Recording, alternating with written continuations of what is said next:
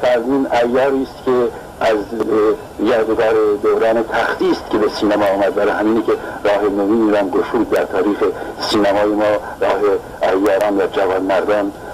این دوباره بایستی زندهش کنه آقای فردین. قربان تو برم، خیلی خیلی متشکرم. من تو همه تمام عمرت و فعالیت و سرمت و همه رو تو کار سینما و تئاتر گذاشتی. میدونم که چقدر دلت میسوزه واقعا در این ماجرایی که اتفاق افتاده، ولی خب چاره چیه دیگه؟ همه یکی پس از دیگری آمدن و رفتن و بعد هر کسی یه نوبتی داره، یه فرصتی داره.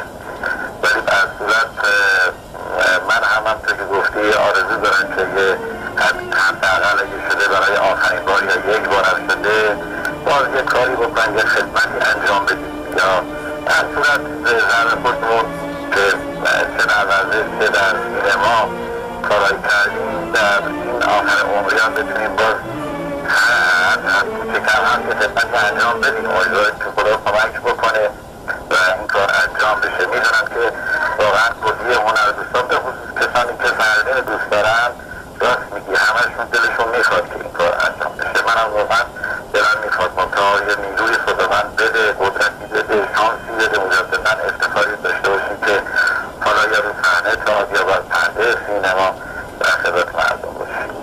انشالله حتما. یعنی همیشه اراده خداوند و اراده مردم پیوند یافته و همونطور که از کردم الان اصلا کلا یک فیلمنامه و یک نمایشنامه آماده است که برای فردین که بتونه دوباره بیاد روی صحنه. همونطور که از کردم من اینو به زنده یاد علی حاتمی که گفتم، خود اونم گفت 1000 یه برنامه دارم من برای این عیارمون. بر همین اساسی که یک از این نمایشنامه اصلا در که نوشته شده به یاد فردین و به نام عمو عیار، بابا شرر دیروز و جوانمرد میدونهای کشتی ایران که افتخارات بزرگی رو کسب کرده، خصوصا که علی حاتمی نتونست تختیش رو تمام بکنه، ما بتونیم اینو ادامه بدیم به گونه های دیگه و دوباره مردم فردین رو ببینن.